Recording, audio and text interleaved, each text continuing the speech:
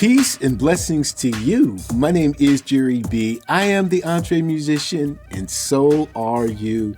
And when we talk about entrepreneurial musicians, we got to go back to where it all began, because talking about a brother who knows what it is, the business of music, the performance, the recording, the producing, the whole juice, it's not often you get to interview your heroes, but today I do. This is the legend, Bob Baldwin. Peace and blessings to you, brother. My brother, how you feel today?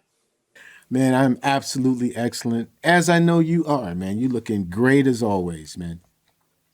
Hey man, when you gotta take care of people, you gotta stay afloat. Take care of what they call the vessel. So here I am, brother.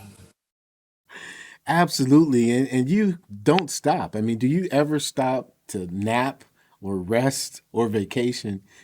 Because you got it all going on. Since COVID, the answer is pretty much no. I've had to deal with some elderly family that were under the weather, so to speak, and I had to step in and become healthcare proxy power of attorney.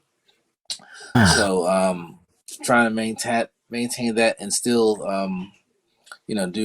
do what I do and love, which is music, and I'm not retired. So Right. somehow you just find a way to stay prayed up and just make sure every minute counts. Well, you do that very well, brother. And I mean, you have two, not one, but two projects on the horizon coming up this season. I So do. what's I that do. about? Well, that's about staying home a lot and just staying in that computer and that laptop on that piano and just trying to keep things as vibrant as possible, man. So I got my normal voice that everybody knows before is contemporary smooth jazz, which my first record came in 1988, and as a result of that, man, I just stay true to that audience who has been supporting me over the years. But I've also had this love to do this one type of record, which was a straight ahead piece. But I wanted to do it like with a real. I really wanted to be meticulous with it and wanted to do it right. And so what I wanted to do is find out, where can I get a really nice piano that will record beautifully to 2496 bit. So I wanted to really like go high end, but we recorded through an analog board, and the piano that I played on was a 100-year Steinway that was refurbished, man. Wow. And the wood on this piano was just absolutely out of this world. They made pianos a different kind of way 100 years ago, man. They really did. And Wow. when I listened to like What some of what was the the new sound piano, like? What was the sound like, oh, Bob, on that? it was What it was was amazing, man. The cat that I used, man, he put some major microphones on this thing. He put like 6 mics on this thing, man. And they were all high mics. We ran it through a knee board, and the spread on the piano was great. It was like the difference between driving a Pinto and a Rolls Royce, man. It's just clearly a different instrument. So I amazing? was really happy with what we were able to get out of the record, out of the recording, and used upright bass, Mr. Richie Goods on acoustic bass, and Tony Lewis, who's been playing with me for years on drums. This guy can play any genre of music, and I to watch him play straight ahead was a real treat. Just listening to him. And Cafe de Silva, my dear friend from Brazil, who has a Nigerian root as well on percussion. So we did like 5 6 days of rehearsals, took a couple days off, and jumped in and did like 11 songs in a day. I thought, in hindsight, I probably should have split that across 2 days, but we got it done, man. By the 11th song, fingers were bleeding. Uh, no, I'm just kidding, just kidding. But it was a long day. It was a long day, man. Well, you did that. That's Soak your fingers in ice. Soak your fingers in ice. That was one of the first times I did a session. I walked away saying, "Man, I'm getting old, bro. I can't be doing this much longer like this. I gotta split it up." Well, Gotta the thing speed it up. about it is you have that original piano. You're not using any synths, so you really that's a baby that Yeah. you're beating into. Oh You're yeah, man. digging into that It's thing. like you banging wood, man. It's no joke. It's a 9 foot grand. So the longer the string, the more the pressure. So it's a real thing.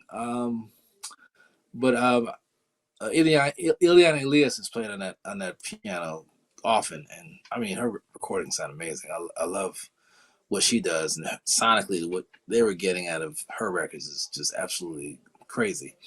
So I was honored to play that piano, but yeah, by the 11th song, I was a little wobbly there. I'm not gonna lie.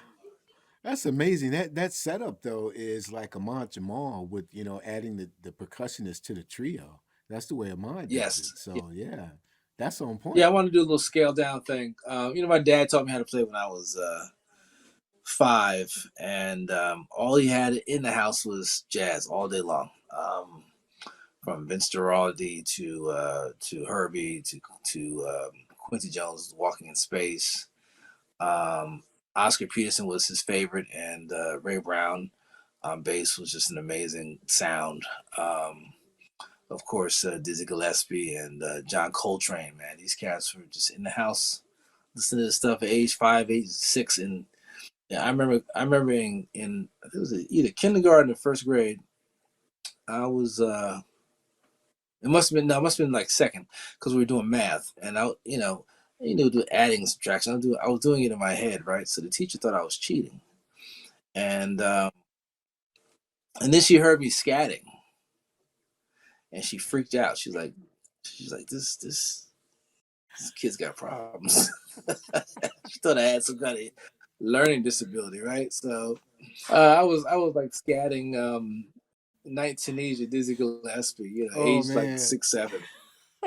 I'll blow this teacher's mind, right? And so, she calls the house. She says, I think your son has a learning disability. We're gonna put him here, put him there, and no put down on people learning disabilities, but they were just trying to, make a statement as if I wasn't like picking it, and they thought I was cheating. It was a combination of cheating and learning this. So they're like just throwing me under the bus completely, So my dad comes into the in the teachers meeting and says, "Yeah, your son has got doing these weird sounds with his mouth." And dad goes, and he goes like this, but he says, "Yeah, just like that." And he said, "That's scatting, ma'am. My son is fine. Moving right along. Here I am today, still scatting." That's a great story. My goodness. My good, teachers of the day should be so lucky that their 6-year-olds are scatting night in Tunisia. I mean, come on. Yes, yes, absolutely. I mean, what's wrong with that? Ain't nothing. And by the way, as you know, kids at a young age when they learn music, under the age of 8, they have a better trajectory of learning math a lot easier. Correct. That is absolutely correct. Yeah, music and math, man. So, It's an alignment. mhm. That's for sure. Now, I want to ask about the Straight Ahead album. Um, are you doing any standards? Is it all original stuff that you've created, or what direction did you I go there? The album's called Music Songs That My Father Would Dig. So I took a playbook out of the '60s. So um, I picked the era that I felt was like my lane for music, and so the '60s was the music that I grew up listening to with the cats I mentioned earlier, and so a lot of the songs that I picked, my dad used to play when he was actively playing. He since passed away in '08, but in 1972 he got sick with encephalitis, um, which stemmed from a appendectomy, and they gave him too much anesthesia, and it just jacked up his whole central nervous system. So he couldn't play anymore after that. So I Wow. always told him that if I ever got into the music game, that he could live vicariously through me. So that was kind of our little spiritual covenant. You know what I mean? Absolutely. And so when I would be on the road, I'd take pictures and send them back to him and just let him know, hey, having a good time here, just thinking about you, that kind of thing. So we had a real nice musical connection. But during that time, I was listening to all the cool jazz, the Miles Davis, music. So we did a track from Miles. We did one from Larry Willis, who I'll explain later, the pianist. Um, Coltrane, and two pieces from Herbie. But so Dad on the father's side, he's teaching me how to play at home, and on my mother's side, she has a cousin named Larry Willis, who was the original band member, founding members of Blood, Sweat, and Tears. Oh wow. Yeah, but then he went into a jazz thing. This is so cool. He went to high school with Kareem Abdul-Jabbar at Power Memorial High in Harlem, and actually he was like Larry he was 6'3", 6'4", so he was balling there for a while, but then he went and got a scholarship at Manhattan School of Music, and there he got a chance to meet. And he did jazz composition and things of that nature, and he went to school with Hugh Masekela. Oh boy. Yeah, so this is like 1967, 68, and so they became really good friends, and they recorded a lot of music over the years. Larry used to fly down to Joburg and do special events for Mandela and Tutu. He was down there all the time, man. But him and Hugh were thick as thieves, man. They had a great relationship. I never got a chance to meet Hugh. Hmm. And then Larry passed away about 4 years ago in 2019. He was about 18 years older than me, so he was like my older brother, and we should stay in contact. And I was inspired by where the music would take him, and so I was getting it from both sides, brother. My goodness. I'm always amazed, man. Every single time I talk to you, I always hear stories that I've never heard before. I always meet people through you that I've never heard of, and you give me a bunch of history. That's why I love it. It's amazing that it's been so long a span since you and I have had an opportunity to one on one on this platform. I Yeah, know it like was what, 6 years or before. so? Yeah. It's Mm, 2018, 2019, yeah, man. crazy. But thank you for gracing us with your presence on Artist Impact, our sister show that we started. So that was right on point. I have to ask you back Yes, that onto was that beautiful. I platform. enjoyed that. Yeah, you did great. It was you were the essence of why we started that show. People who could really Wow. listen to a piece of music and know how to compliment and critique the independent artist who's trying to do their thing. I mean, it was just right on point. Well, So, for me, it's about edifying the people that you connect yourself with. Not to try to get too high or too low. Not to think that you're better than anybody else, man. Just just there's a direct link between life and art, man. And so I don't think those two lines should ever be separated. my mind. Absolutely correct. That is correct. Now we got to talk about the smooth jazz joint, though. I mean, I know those were all yours, but let me ask this question, and thank you for sending in the clips. But with the rest of the project, um, the direction that smooth jazz is going is kind of blending in this and that and sprinkling it with the other. How is the entire project? Are you taking it and pioneering a new direction, or you staying true to your roots and just bringing that funk in that pocket in like you know? Mm, great question. I'm always trying to push the envelope, Jerry. I think if you don't do that, the music just kind of you become too predictable. Number one, and number two, you're not pushing the music to a different realm. I've done smooth. I think most of my records, if I had to look back, I'd say most of them are contemporary jazz records with some smooth thrown in there, as opposed to the other way around, because I come from an acoustical, straight ahead kind of route. Um, the next progression in jazz was the contemporary vibes in the '70s when they started plugging in the bass and putting the mic in the kick drum to give it a little more bounce. And then you had Grover, you had the Crusaders, and later on you had Lorber, you had George Duke, And on the fusion side, you had cats like Chick Corea, Return to Forever, Lenny White, and them guys, man. So I think my music is more contemporary with a smooth add on. So to answer your question, this current record is pretty much more of that, with the exception that I did do a couple pieces in Mozambique. The fantastic guitar player who we've been talking literally for 15 years. His name is Jimmy Dludlu, spelled Dludlu. And at one time he had a deal with Verve Records back in the 90s. So he was very relevant in America at that time. But he kind of stayed behind in South Africa and Mozambique during apartheid. So a lot of people didn't really get hip to him until after they lifted the veil of apartheid in 1993.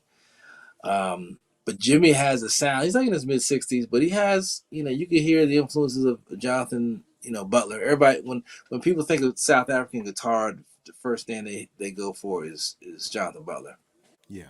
And Jonathan has a great sound. He's got a great story, man. Coming into America at age 22, 23, and recording a double CD set as his debut. Yeah. Yeah. Yeah, I double album have that. set. And Yeah. wow, okay. Yeah, I have the One vinyl. album all instrumental, and the other one was all vocals. Man, I mean, this Yep. cat was an incredible talent at 25 years old. Absolutely. He was Who was he that? was unbelievable. Barry? What's the dude's name? Barry Barry? Eastman. Who signed Barry him? Yeah. Eastman. Yeah. Yeah. Exactly. He Yep, saw it. yep. He Yo, saw it.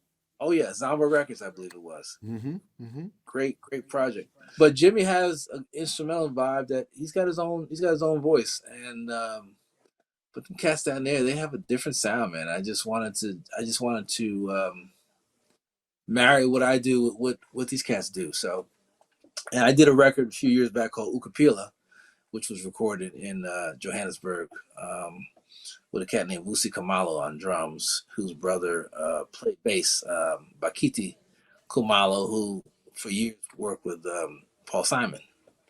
Really, There you really go. wonderful feel, man. And that sound, Yeah. Simon knew it was up, and that's why he embraced it so much. Had a That's great exactly right. had a great vibe. Yeah. You So you Jimmy know, played on two tracks, and I stepped on you. Go for it. he wrote on he played on two tracks, and he wrote what I did. I gave him a blueprint. I said, hey, here's the vibe, here's the melody, here's my as I call my gringo African drum sound. Please make me honest and pure and put the native vibration on this record, please. So I that's all I gave him. He went in the studio with his boys, a cat on percussion, bass player, drummer, and of course him and he got some vocals together, and they came back with something that was really amazing. The first track on this album is called Cape Town at Night, and I mean Jimmy really he really gave me that vibration, man. I could close my eyes and see South Africa at night, Wow. especially in Cape Town, just a beautiful vibe. And then we did a record called Malema, which is an independent politician out there in Johannesburg who has been he's probably not going to win, but his sense of boldness has was was was was encouraging and inspiring. Being a independent artist, you kind of see the same kinds of vibrations where he's not going to be a Democrat or Republican. He's going to kind of do his own thing, and just um, speak the truth. I, We could question whether or not everything he says is on point, and I'm not endorsing the cat, but just his boldness is was inspiring enough for me to write this track called Malema. So that was also on the record, and he did his thing on that, man. So those two records I'm real excited about. wow. That sounds beautiful, man. As you were talking about, Jonathan Butler and going back to, Paul Simon and whatnot, two records that really continue to inspire me, and they've got to be like 20 years old. Is when Jean-Luc Ponty got with the band down there and then put out Chicola and No Absolute Time. Those two Look at you. albums, it's like, come on, right? Yeah, yeah, What is that? yeah. They got it's a different sound, man. I mean, Paul knew what he was doing, and I was, and he helped break some barriers down there for the South Africans, even coming into the U.S. and playing. So he did more than just put them on his record, man. He made a nice statement as far as supporting those players, man. It was a great thing. And Stanley Clark was touring with Labo Seko. What's the brother's name? The South African bass player that Stanley brought. Oh yes, yes, yeah, yeah, I, yeah, yeah. I forget his name. It's not Lionel Lewicke, is it? No, no, no, no. Something No, no. Labo He played Seko. guitar. There's three names. Yeah, yeah, yeah. But that boy, I saw them up Great in players. Cleveland, and gee, many. And for Ooh, Stan, again, just humility, man. This is Stanley Clark, and he pushes yep, this dude up to center stage. Like, check him out. yeah, You know what I mean? It's yeah, beautiful yeah, stuff. yeah. And that's when you're comfortable with your own. You're comfortable in your own skin to do something like that. And I love collaborating with different keyboard players. Speaking of which, we did a thing last year called the Three Keys. I don't know if you're familiar with. It was we did a record on Shawnee Records. It was myself, Phil Davis, and Gail Johnson together. Sure. And Gail. Yeah, Gail. yeah, yeah, I yeah. just had a So we were conversation riding. with her. Oh, really? I just had a conversation with her, man, and she's been on Artist Impact, man. God bless her. Oh, nice, We're starting to form a nice cordial relationship, but she's nice. excellent on keyboards. Oh no, she's good people. She got the jazz and pink thing going on. And she's out of Philly, so she's got an East Coast vibe. She lives in Cali. But me, her, and Phil Davis. Now, Phil Davis, for those who don't know, wrote Body Language for Boney James. And if Amazing. you go back to those records that when Paul Brown was producing Boney, you'll see his name on keys. He played on Grazing in the Grass. Mm. So he's got a nice, resume with Paul Brown when Paul Brown was, producing everybody in smooth jazz, between Kirk Whalen and Norman Brown, Rick Braun, Boney, even Bob James. So Phil's playing with a lot with Walter Beasley and Norman Brown now as we speak. He's a professor down at Clark University in the music department. Nice cat, really nice cat. So the three of us came together and just said no no drums, no offense, man, no live drums, no live bass. We just threw everything in the can and just made it. Everything it was all about the keyboard on that record, man. We had a lot of fun. Wow, that's beautiful. Absolutely. Yeah, man. I'm gonna have to go back into my library and check that out. I heard about it, but I never sat down and peeked it. So, thank you for schooling me on that. Here's something you have to school me on too, because the last time that we were together, you gave quite a tutorial on the music business. You had even written Oh, a book at that time. You better ask somebody, right? that's So here's my question for you, my friend, with respect to coming out with two albums simultaneously, slightly different genres, same arc of jazz, with everything that has happened in the music industry since 2018, the things Woo. that you wrote about, how are you launching this new project or these new projects in this new music business space Prayerfully. without fail? um, because since that book came out, and I have to do a rewrite. Hopefully it'll be out this summer because so much has happened in the technology in the music business. We went from at that point, CD sales were still somewhat relevant, and digital downloads were definitely the thing.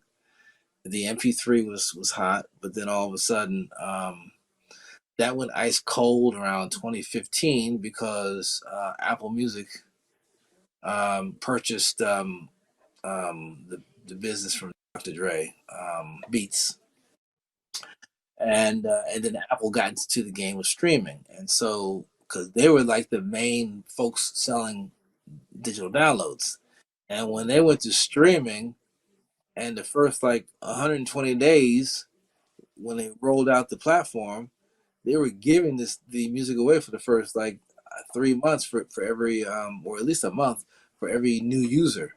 So um, so that increased the streams, that decreased the downloads, and also decreased the revenues because for that 1 month there was no one paying for the downloaded streaming that these people were involved in.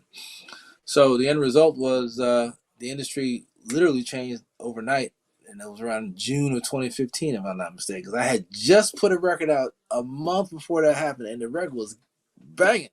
It was I was getting some killer sales. Mellow Wonder I was doing My goodness. just came out. I just spent like a year and a half making this record. The record comes out, everybody's like, "Yeah, this is a cool record." And then these jokers come out and change the entire game, and then sales hit for everybody just Sure, south. paralyzed. Mm-hmm. Yeah, it was crazy. So yeah. So to answer your question, the new swag in town is the streaming. Correct. Some platforms pay better than others on the streaming side. Yes, it's been a challenge. I think what needs to happen is that jazz needs to still have a better platform visually. Rap has had their heyday where they launched through TV, and even gospel had its heyday as well. Jazz is never beyond Bet on Jazz, which folded in 2000. Beyond that, jazz has done very little on the visual side in terms of making it easily accessible to the end user. Absolutely. And I think until they figure that out, they're always going to be slightly behind the eight ball, if you will. So yeah, there's always an adjustment, brother. It never ends. That's why I don't sleep. I can dig that. I'm gonna hook you up with John Bruce, man. I've been singing his praises since February, since we joined StageDive, and StageDive is really coming in as a streaming platform to disrupt the industry because they're partnering with the artists and paying 50% of they're the Nice. engine, you have the content, and they went down there and made quite a splash in January at NAM. And so Oh, John, yeah, John Bruce became an EntreMusician. He's a part of our EntreMusician community. And for the end user, for the music lover, $3.99 a month as opposed to Spotify's or whomever, Apple's wow. 9.99, 10.99. And then yeah, just saying Yeah. we're the distribution center, you are the content creator. Let's go 50% from the first second of your song being streamed, not any algorithms Hmm. like, oh, they didn't listen to 12 seconds of it. And the games that are being Oh, I see played. what you mean. Yeah, right. From You know from what I the very mean? first note, you said. From the very first boom, that's it. Sure. So that's when they start counting. So um, I'm Nice. going to make sure that you get his information and you can contact him directly because Absolutely, Stage man. That'd Dive be is going to great. make it. That's the Okay. platform that I've been looking for. I've been looking for something like that, and been checking my direct deposits since February, and very grateful. So Nice. So are you? Are they a distributor? they Are they are like? they are Good. as a Spotify, as an Apple Music is free Oh, oh, oh. for the yeah. Gotcha. Streaming. It, Stream. they're not an aggregator like a CD Baby or DistroKid. They're Got it. actually Uh, streaming platform. You know, okay. so Yeah, I as a matter gotta of check that out, man. As a matter of fact, the podcast too, we also upload them on a separate channel on Stage Dive. So Right on, man. definitely, Bravo. definitely. Well, Like, today in musicbusinessworldwide.com, and I haven't read it, it just came up in my feed. Daniel Eck, who is the president of Spotify, cashes out 118.8 million in Spotify shares. it's So, not good. thank you very much. So, That's not a good sign. You see my exactly. face. I'm wincing over here, man. I'm wincing. I'm checking you out. But Like, so, why yeah, are you cashing, Danny? Why? What do you know that we don't know, bro? that's it. That's it. So I'm definitely, before I lay it down tonight, I'm going to read the article and educate myself to find out what's going on. Because when that type of Yeah, stuff starts happening, there's a shift. yeah, Can you dig it? exactly, exactly. Yeah, I like to Absolutely. know what the next move is for the music business. I think where they really went wrong is when they put out the MP3 and it was not copy protected. I think Absolutely. did that they just shot themselves straight in the foot, both all 10 toes, That's correct. one at a time. And and then Napster came in and just wiped everybody out. $20 a month, download $7 million worth of merchandise, and then nobody gets paid. I mean, one of the most one of the most dumbest inventions I've ever seen in any kind of industry. But the music industry, that was by far the dumbest thing they could have ever done is to allow the MP3 to be non copy protected. Absolutely. That's all I can say. Yeah, man, definitely. And the college students just ate it up. Boom! Oh yeah, Before the Fed stepped in and said you got to put a price tag on it, it was free. It right. was just all you Yeah, can eat, baby. Done. yeah. Oh yeah, yeah. It was free, and then you had the other, all these other sites out here that were just allowing you, they're just stealing people's music and just putting it on some site out in, like, you know Europe somewhere, and where America couldn't get to it and shut it down, and people were just downloading music like all day long for free. I'm like, good God Almighty, this is this is a disaster. This is a tsunami in the worst kind of way, bro. That's absolutely right. And in that way, it kind of taught the record buying public that music is free, that you should accept it as free. The thing that Apple did with the trial 30 days means it's free. Nobody is going down with Exactly. any tactile product saying No, yes, this right, is right. you know nothing. I mean, they just devalued everybody's work. I mean, Absolutely. you spend a year making a record, and then this happens. You know what I mean? That's right. That's right. Um, and then the quality in the MP3, in my opinion, it just drove me nuts anyway, because it just, if it would dither down too low, the cymbals like they're going on. And you're a drummer, the cymbals sound like they're going in the water, Absolutely. swishy squashy, Swish. Yeah, just horrible, awful. man. Well, let It's me like ask you something else. they took out all the wrong frequencies. Everything's off. Well, let me ask you this though. What's your perception?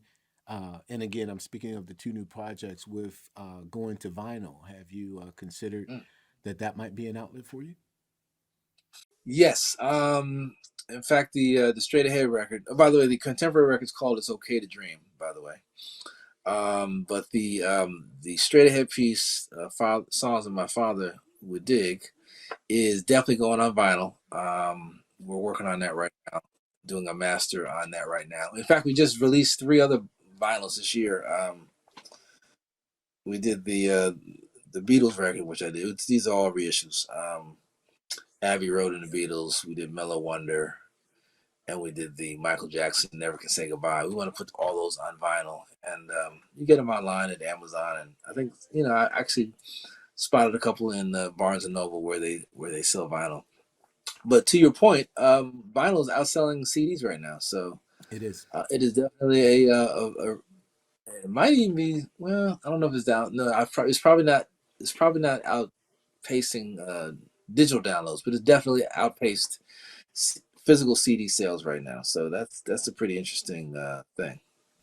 Well, I had an opportunity to hang out with Christian McBride after his show down in Mm, Pittsburgh 2 weeks ago, and he had nice. vinyl on his merch table. And I can tell you, he had a pretty significant line of people with the vinyl in hand, man, wanting the autograph. So I was like, right on point. Yeah, that's pretty cool. Right on point. Vinyl is a little expensive to manufacture, though. It's not. It's not for the faint of. It's not for the faint of wallet, if you will.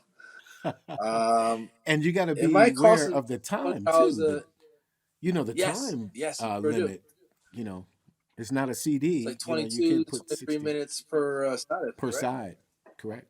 Yeah. So Correct. you have to be mindful of that, and yeah, them bad boys are not cheap. So I mean, you got to sell it for $30, $35 just to make a profit. It's unfortunate. I would like to. I would love to see that to come. I think if they would have come down, I think vinyl sales would go up. But the cost of manufacturing vinyl, reproducing it it's madness, man. Absolutely. Now I got to ask you a funny story because the last time that we were on, you told me the you told me the most hilarious story about when you had to slide your Fender Rhodes down the flight of steps. do you Yes. do you have another challenging story since that? I mean, that one's on record. We documented. I have another. I don't know if it's quite as funny as that. I think that was definitely at the top 10 for sure. But I remember doing a gig in Milwaukee one time with this new promoter, and my dad always said, "Watch out for the new promoters because most of the time they don't know what they're doing." And boy, my dad was right on that one. So this guy was like, "Hey man, I'm not gonna name his name. But it's like, yeah, I'm not, you know, I'm getting ready to do a bunch of shows here in Milwaukee, man. I want you to be a part of it, man. It's gonna be great. I'm gonna be, marketing here and marketing there. It's gonna be a great thing." So we do a thing as me, and of course, I couldn't be intelligent enough to just throw myself into the den of wolves. I had to bring my friend Marion Meadows with me and just torture him with it as well. So he books me and Marion. We do this venue. I figure he had this venue is going to hold 500 people. I was like, okay, I think we should be able to move 500 seats in Milwaukee between Marion and myself if this guy puts the word out. Word up. Keyword, the word out. For that. So anyway, about 4 days into the gig, he's telling me. I mean, he's still hyping this thing up. He's hyping. He still thinks, man, people are just gonna walk up and just. It's gonna be standing room only, and it's gonna be a line around the corner, and it's just going to be the best thing in Milwaukee since the new cheese invention, right? So we're doing sound check. And we're about an hour into the gig, and the doors open, and nobody comes through. It's like I'm not lying, like 8 people. Oh my. I mean, I might like this. I'm like, what did this guy do? Stand on the corner near his house and pass out flyers or something? I mean, he clearly did not have his marketing game together. Oh my And of God. course, he's depending on the door to pay us. So I already know where this is going. It's going to be a long night. Without So fail. long, huh? I said without fail. A long night. Oh, without fail, no doubt. This is guaranteed to be an aggravating night for the rest of my life. So and now it's time to collect the money because the first thing I have to do when I see a crisis is to make sure the people that I have dragged into the mud with me is to make sure they get paid. Whether the gig happens or not, I got to take care of my peoples because the last thing I want to do is stiff somebody in a gig, and when I need to call them for another gig, they're gonna just hang up the phone on me. So I can't do that. So I gotta be pure to my game. So So I got Marion, I got 3 other guys on the gig, and I'm looking at what this guy's about to hand me in terms of the back end of the payment, and it's like about it's about a tenth of what it's supposed to be. And I knew as soon as he started pulling out singles, I was going to be in deep trouble. He's like, okay, one, two. What's it? Oh, doc. What's going on here?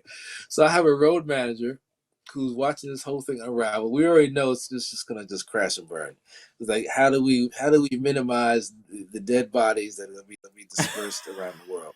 It's like we just try to figure out how we gonna get out of this thing and still still Yeah. maintain some sort of humanity, because it's going down. I just see it. It's like watching a tsunami come down the hill, man, and you know it's coming, and all you got is like a spoon or something. You trying to stop this thing from coming. It's coming. That's gonna be it. So so step number one, my man Tony, we had to send the guy to the ATM. So yeah, that was the first thing. So he had to tap out his ATM, and back then I think the limit was like $300. And so then we got his dad involved. I said, "Hey, call your dad, man. Tap your dad for a minute, man." I mean, it was just a nightmare. One blow after another to the head. So and then I think next was his girlfriend. I said, "You have a girlfriend? Call her." You know, so that Come brought us up. on. Oh, it was crazy, man. Because I was like, I gotta take care of my guys. I don't care what it takes. I don't care what it takes. I was like, you got friends, you got cousins.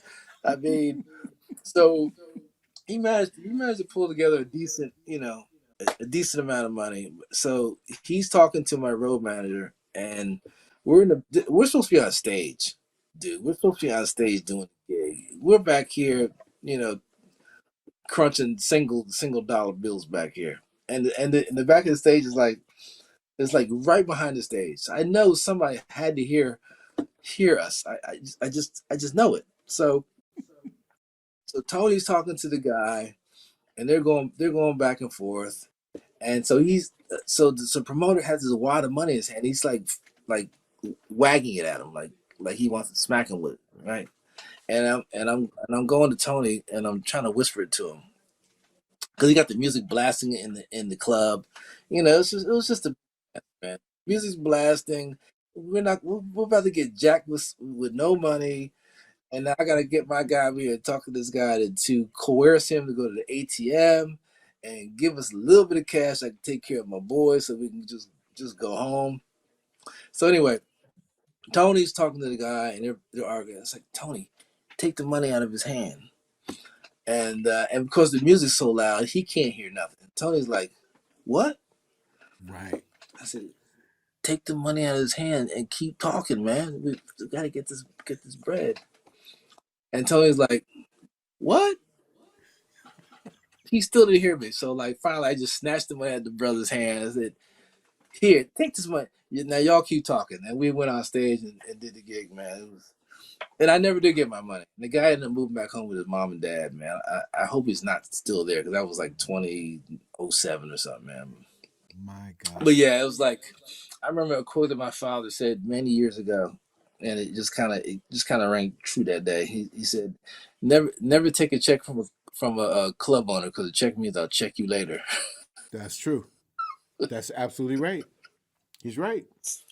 Absolutely. Now I've So, taken but I've taken some deposits by check, however. You yes, know. yes, so you have time to recover. But Exactly. day of show, oh no, you don't want to get a check from a club owner, man. They Definitely. they would just bounce you to the high heavens.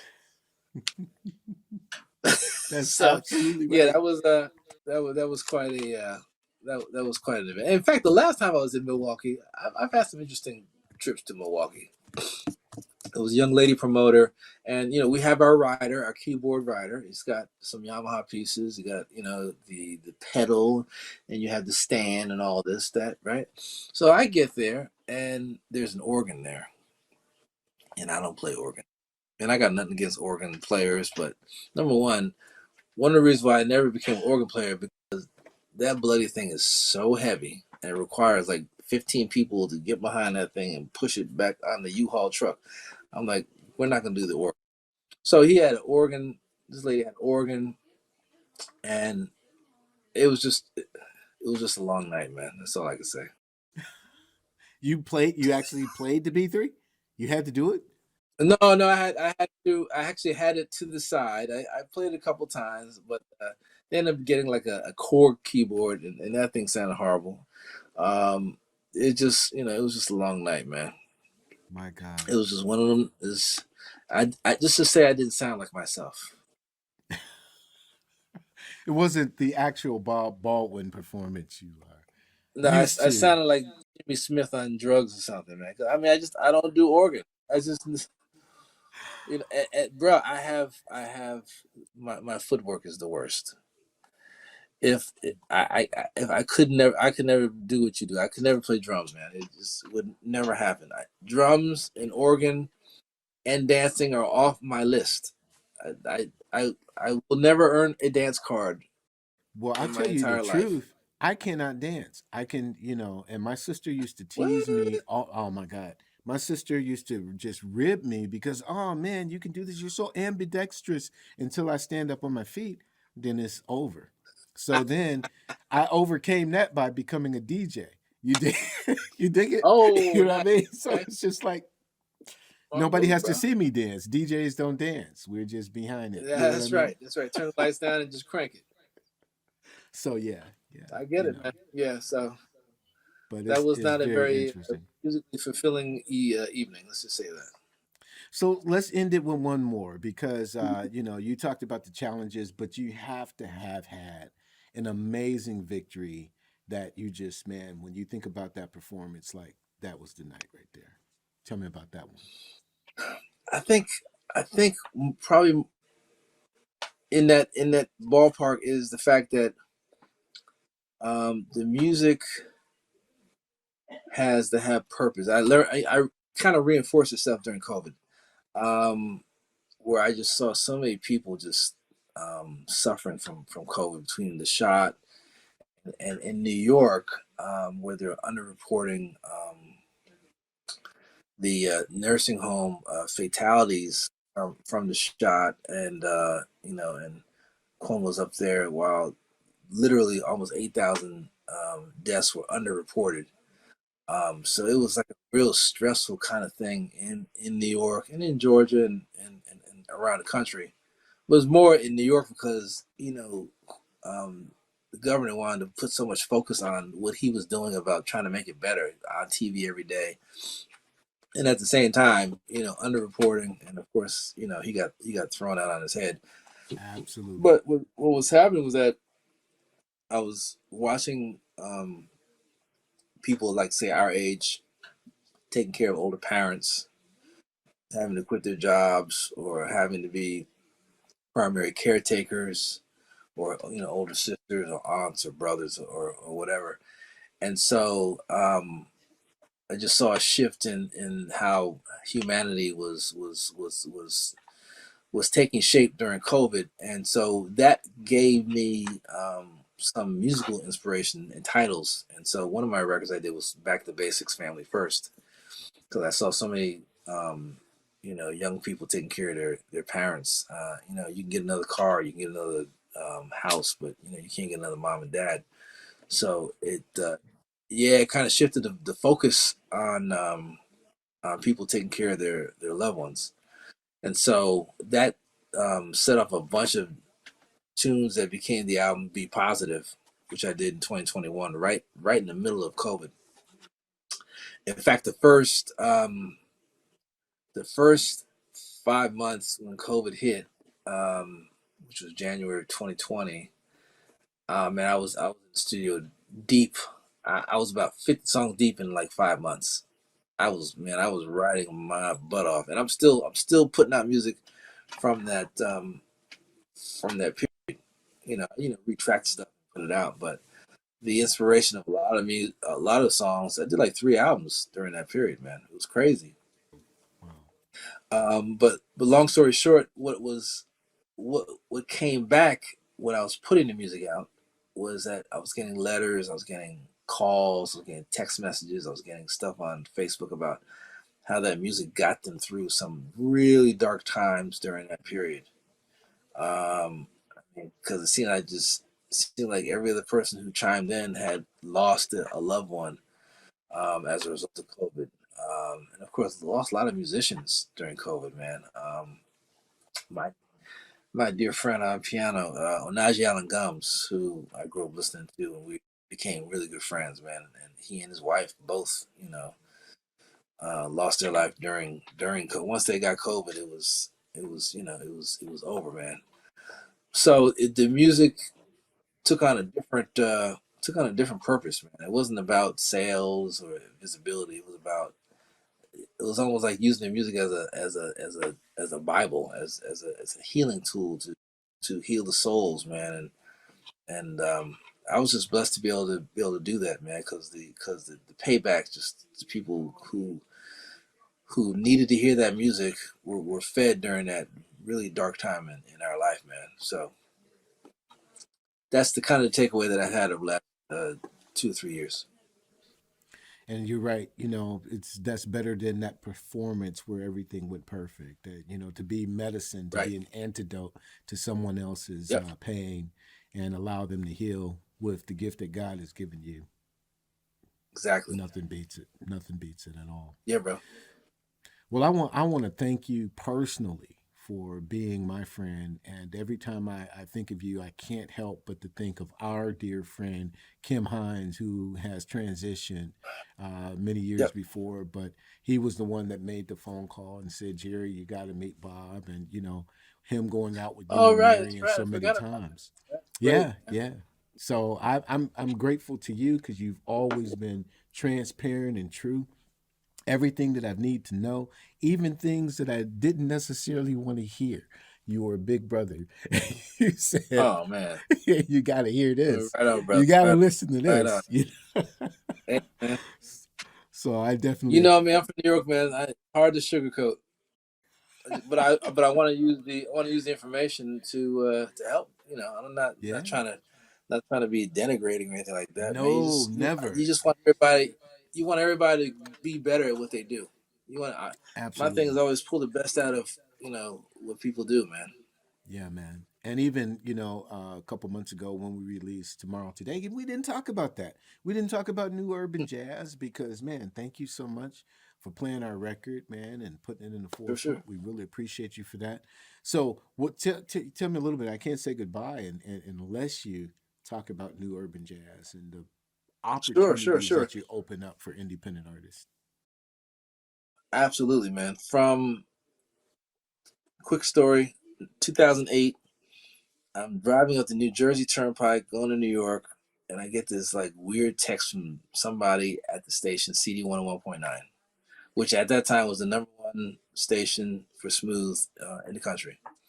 And somebody bangs out a text to me and says, CD 101, oh, we're going to a meeting in about an hour and a half. I'll let you know how it goes. I'm like, okay, I'm not expecting anything, deep to happen, right? I'm about 20 minutes from the GW Bridge, and I get a text, and they say, we are flipping our format to rock and roll at 4 o'clock, and it was like 3:45, man. I was like, you got to be kidding me, dude. You got to be kidding me. So they close out. I think they closed out with Kenny G or Grover, man, and they went like straight into like Leonard Skinner at 4 o'clock. I was like, oh man, this is really going down. This is going down. I'm like on the bridge. I'm like about to cry. I'm about to cry on the bridge, right? This is February. This is February. I think 8th. February It's 8th, February 8th. Yeah. 2008. I remember 2008. because it's my birthday. My birthday, February 8th. That's how I Oh my remember. God! You got to be Right. kidding me. Yeah, I remember. And then Clear Channel, which had about 18 stations in the format, Hmm. within like 2 years, everybody's gone. I mean, everybody goes. They go to rock. They go to R&B. They go to news. They go to everything but the smooth. And so it left this big gap with. At that point, by the middle of '08, there was no smooth from Boston to Orlando. We're talking about like a 1,200 miles. It's like Right. complete. It was like a diaspora. You drive through cities and you see tumbleweeds, see smooth jazz tumbleweeds. It's like it's like Rest in peace. You seeing cemeteries, smooth jazz cemeteries all over the place in major cities, My Washington God, D.C., Philadelphia, the Carolinas. man. Even Atlanta was gone, man. I was working at a station in Atlanta. It was a Radio One station, and I'm in Wow. bed in 2009, and I get a call on a Tuesday morning around 10 o'clock, and I'm like, these mugs never call me. First of all, they don't never call me. First of all, that was problem number one. Second thing is they called me at 10 o'clock on a Tuesday morning, and when I saw the number, I said, "Y'all are flipping, aren't you?" Right. Oh, how'd you know? I was like, "Yeah, they did. It went to like R&B, like in about a week, man. It was like it was crazy." I said, well, at least I give them credit. They gave me advance notice. They didn't give me like 15 minutes notice while I'm on the GW bridge. You know what I mean, so Exactly. I was like, I have to come up with a format that's going to help support the contemporary music, but at the same time play music that hasn't been really platformed on a regular basis because most of the stations were playing pretty much the same cats in and out. So I want to create a format that had a nice healthy dose of independent artists who had a professional sound, if you will, that deserved to be heard on a platform. And that's how New Urban Jazz started. We started with 5 stations, mostly down south, and now we're like 50 stations in 30 some odd states. My goodness. Yeah, and we picked up a station in Johannesburg not too long ago, in fact. So it's been an interesting run, man. I'm about to hit show number 800 in 2 weeks in a row. 800 weeks in a row. We're about to hit it, man. That is beautiful. That's absolutely Yep. beautiful. And again, that is just reminiscent of what you do, who you are. And independents like us love you, man. I appreciate you Oh, personally. You know that more than you could ever know. And, no doubt, you're man. welcome back to this show anytime, anytime, anytime. Just call me. For sure, for sure. Let's do it anytime, my man. Absolutely. Tell Dennis and Reagan, they know I love them. Man, I love them like siblings. So I you will hooked definitely that pass up. that. You did That's that. right. You're That's right. responsible for that. Yonkers, New York, In 2000 Yonkers. and what, 5, 6, 7, Yeah, 2006, because we did the Capitol Jazz Fest 6. and we were runners up, and Reagan won the Capitol Jazz Fest challenge. Really? Yeah, yeah, Okay, yeah. okay, okay. I remember 2006. that. Yeah. Yeah. So Wow. What was yeah, what we was got the name of your history record? now. History. We Smallmouth do, we bass. do. You did Yes, smallmouth bass. yes. You remixed that for us, and just you That did was that. fun That too. was our entry into smooth, and from smooth we went to the Weather Channel. So the Weather Channel started Ooh, playing our stuff. So it was like, where's my check, man? dude, I just messing should have this. came through sound. That should have came through Sound Exchange, because you I did just put play. that letter of direction. I ain't messing with you, man. It's all good. I'm glad, man. Yeah, I remember that was. In fact, I heard about that. It was great, and it fit right in. Now, Absolutely. post Byron Allen, are they still playing you? No, they're not. They're not. They went to this world music type thing on the weather on the Oh, eights. They went the way of smooth jazz. They just like that's it. You know what I I mean? know, man. They just be kicking smooth jazzies to the curb, man. That's what's up. So I don't know. But It's my heart. You know how ambitious I am. I will get to Byron Allen myself, man. I'm gonna try to contact that brother for lunch. hey, You know, you let's should, have some you coffee, should, man. You know what I mean? First, get him on the for sure. show and interview him, and then ask him to do artist Ah, impact. brilliant, man, brilliant, brilliant, brother. So the whole thing is I put my whole card out here in public so everybody sees. When it happens, they'll know it started here with my conversation with you. Oh, for sure, brother. It's all good, man. I'm glad. That's what conversations are for. It's called think tanking. That's right. That's absolutely right, man. But peace and blessings to you, Bob, man. Anytime, like I said before, anytime I want to snatch you back on Artist Impact. I have some artists that I think that would love your critique. And if you're available, if it fits your schedule, man, come on in. You have a open. It'd be an honor, man. I'm down to do it, G. Thank you so much. Well, that's going to do it for this episode of the Entre Musician. Man, Bob Baldwin himself, the dude. Go to bobbaldwin.com. Like I said, close to 30 albums, if not more. Just really holding it down as a smooth jazz legend. 30 what? 36. Did you say? My God, 37 albums. You guys couldn't hear that because he's in my ear. But go to bobbaldwin.com just fill up on it. It's great music, healing music, funky music, jazz music, deep into the classics, man. He's got it, and we're grateful that he's here. So, you know what to do. You love this video, tell 10 people you know, tell 22 people you don't know that you get down with the EntreMusician. Subscribe to our channel if you haven't. Visit us at theentremusician.com. You know the way I end this. My name is Jerry B. I am the EntreMusician, but so are you. We will see you again next time. God bless.